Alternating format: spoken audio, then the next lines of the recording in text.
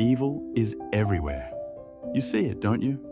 It's in the violence on the news, in broken families, in quiet, painful moments no one talks about. But here's the part we don't like to admit. Evil isn't just out there. It's inside us, inside you, inside me. You can feel it, can't you? That tension, the weight of the world's brokenness.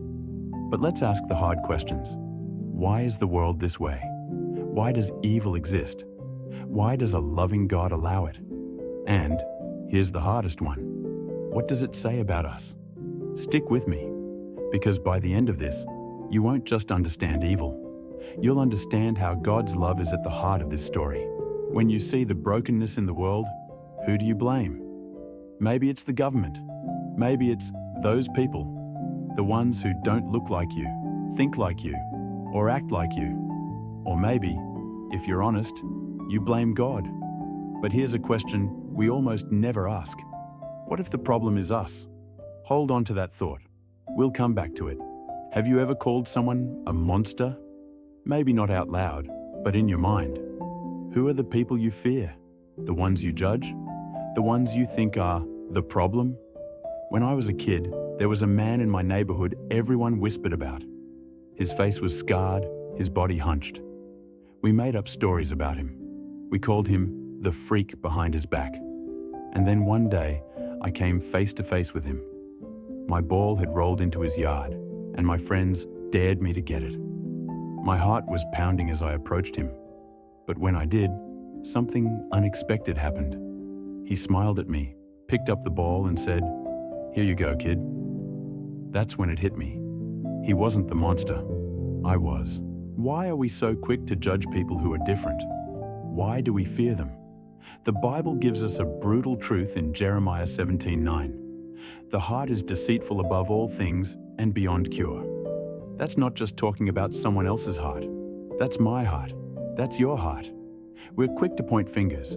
We label people. We isolate them. But here's the truth. The real monsters aren't out there. They're in us. Where does evil even come from? The Bible's answer is simple, but it's hard to hear. Us. Evil exists because of human choices. Think about Adam and Eve. They had everything. A perfect world, perfect relationships, no pain, no death. But God gave them a choice. Trust Him or go their own way. And they chose rebellion. Every time we choose fear, selfishness, or hate, we're making the same choice they did. And here's the scariest part. Most of us don't even realize we're doing it. You might be thinking, sure, I'm not perfect, but I'm not evil. But let's get real for a second. How often do you choose yourself over others? How often do you ignore someone in need because it's inconvenient? Evil isn't always loud. Sometimes it's quiet.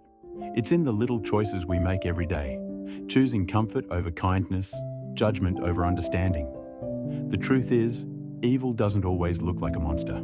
Sometimes it looks like us. Here's the big question. If God is good, why doesn't He stop evil? The answer lies in something precious and dangerous: free will. God didn't create robots. He didn't force us to love Him or obey Him. Instead, He gave us the ability to choose. Real love can only exist when there's a choice. But with choice comes risk. Adam and Eve chose rebellion, and every time we choose selfishness, we continue their story. But here's the twist. God doesn't just allow evil. He uses it. God isn't sitting on the sidelines watching the chaos. He's right in the middle of it. Think about Joseph in the Bible. His brothers betrayed him, sold him into slavery, and left him for dead. But years later, Joseph told them, "You intended to harm me, but God intended it for good." Genesis 50:20. That's what God does. He takes the worst things in life and turns them into something good. He's not a bystander. He's the hero. Here's the part of the story that changes everything. While we were still sinners, Christ died for us. Romans 5:8. Jesus didn't wait for us to get our act together. He didn't come for the perfect, the righteous, or the good enough. He came for the broken, for the lost, for the monsters in us. When Jesus walked the earth, he didn't avoid the mess. He touched lepers. He ate with tax collectors. He forgave people society had written off. And then he did the unthinkable. He took all the evil, every sin, every fear, every act of hate, and carried it to the cross. The light shines in the darkness, and the darkness has not overcome it. John 1:5. Take the story of Shadrach, Meshach, and Abednego. King Nebuchadnezzar's pride and fear drove him to create a golden statue and demand worship. When these three men refused to bow, Nebuchadnezzar was furious. He had them thrown into a fiery furnace so hot that it killed the soldiers who carried out the execution. But when the king looked into the flames, he didn't see destruction. He saw something miraculous. I see 4 men walking around in the fire, unbound and unharmed, and the fourth looks like a son of the gods. Daniel 3:25. Nebuchadnezzar's pride was broken, and he declared, "Praise be to the God of Shadrach, Meshach, and Abednego." Daniel 3:28. The furnace didn't consume them. It revealed God's presence. Evil doesn't win. God does. When you walk through the fire, you will not be burned. The flames will not set you ablaze. Isaiah 43:2.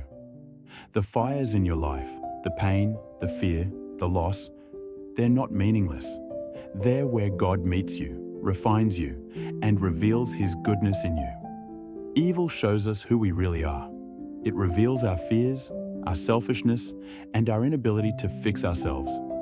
But it also reveals something else: how much we need God. God doesn't just let us sit in our brokenness.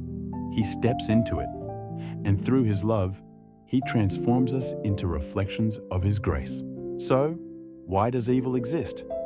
It exists because of us, but it also exists to show us something greater: the love of Christ. God doesn't just watch the story of evil unfold. He steps into it. He uses it to draw us closer to Him, to refine us, and to reveal His goodness in us. The question isn't, why does evil exist? The question is, what is God doing through it? Evil is real, but it doesn't win. If this message resonated with you, share it. Someone you know needs to hear this. And stay connected with us for more stories that challenge, inspire, and bring hope. Because here's the truth: the light is stronger than the darkness. And this story isn't over yet.